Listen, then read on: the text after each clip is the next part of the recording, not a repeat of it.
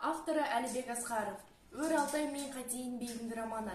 Әлібек Асқаров 1951 жылы 21 қаңтарда Шығыс Қазақстан облысы Қатонқарағай ауданы Чернов ауылында туған.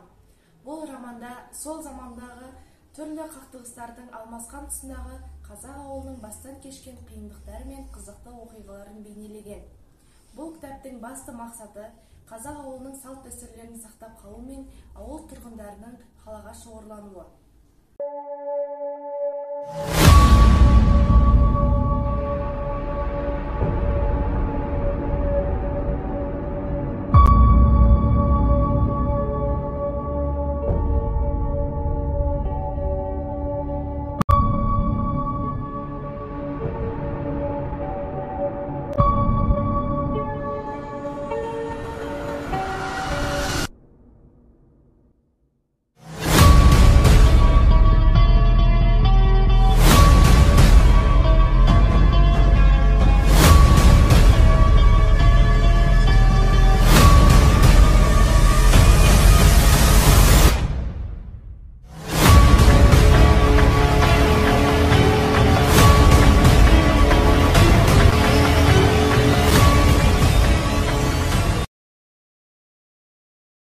Номер 66 Қазығұрт жалпы орта білім беретін мектебінің 10 класында оқушылары Молдахан Жасұлан, Несіпбай Жандос, Өтеміс Саяптың орындауында шығармадан үзінді.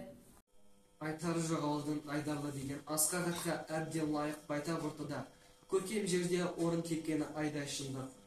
Тағы да сол үлкендердің айтуынша ақ қашып қызыл қуған анау жылғы Аласапыраннан кейінгі бұл ауыл коммуна атаныпты. Кейінгі аты 4-ші бригада. Турасында 4-ші бригада ауылдың ресми атауы. Осы өңірдің қазағы бұл атты өздеріне ыңғайландырып 4-ші ауыл деседі.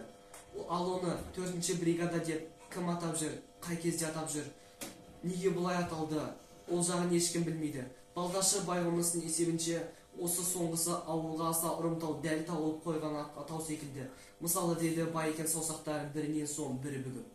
Ауылы, совхоз орталығы, яки 1-ші бригада. Оның іргесінде Берел 2-ші бригада. Өрел 3-ші бригада. Ал біз 4-ші бригадамыз. Бәрі де ақылға қонды, бәрі ретімен, бәрі заңды. Бұл мәселеде ешқандай да дау-дамай болмауы тиіс. Біз неге 4-ші боламыз? Неге біз шабанатта ең соңында қалуымыз керек? Неге біз 3-ші немесе 2-ші бригада емеспіз? Себебі біздің ауыл орталықтан алыста. Ит арқасы қиянда жатыр. Қиыр шеттеміз. Неге біз үйтіп өгей шетте қалғанбыз? Сен, Қасиман, көзіңді ашып былай картаға қарасаңшы. Біздің ауыл Қазақстанның ең шетінде жатқан жоқ па? Бізден ары қазақта ел жоқ. Бір жағымызда Монғолия, бір жағымызда Қытай, бір жағымызда Ресей. Ұқтың ба? Бәрібір бастықтардың бұлар дұрыс емес. Нөмірді ауылдың алыс жақындығына қарай үлестіріп, адамдарды бұлай алалауға болмайды. Бұны әділетсіздік деп білем. Онда несіне қарап үлестіру керек дейсің? Не болушы? Берген өніміне қарап. Ал сенің ауылың нөмір алып алдыға түсердей қандай өнім беріп жатыр еді? Ел мен жұртты қандай өніммен қарып қылыпты? Не болушы? Қой бағамыз, сиыр сауамыз дегендей.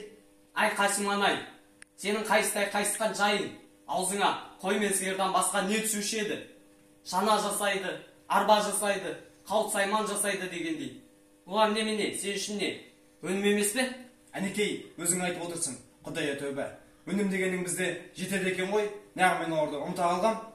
Жоқ, Қасиман, басқалармен салыстырғанда бұлардың мардым дүние емес. Негізінен біздің совхоз марал өсіретін шаруашылық. Марал шаруашылығы үшін сенің 3-4 отар қойыңның, 2 табын сиырыңның құны көп дейін. Білдің бе? Текшеленген мынау тау мен тасыңды сатымен қоршап тастаса, өрісің тарылып, мал жайыр жерің шынтойып, ертеңгі күні қой мен сиырыңды өздей тастай қашарсың. Байеке, бүйтіп асылып кетпеңіз. Жоқ, Қасеке, бұл асылық сөз емес. Менің болжауымша түбінде біздің совхоз марал асыраушы шаруашылыққа түгелімен ауысады. Сол кезде бізде қартайып кетпесек, бізде сол өзгерісті көреміз. Сол кезде бәріміз тентіреп, қайын соғып кетпесек болыпты.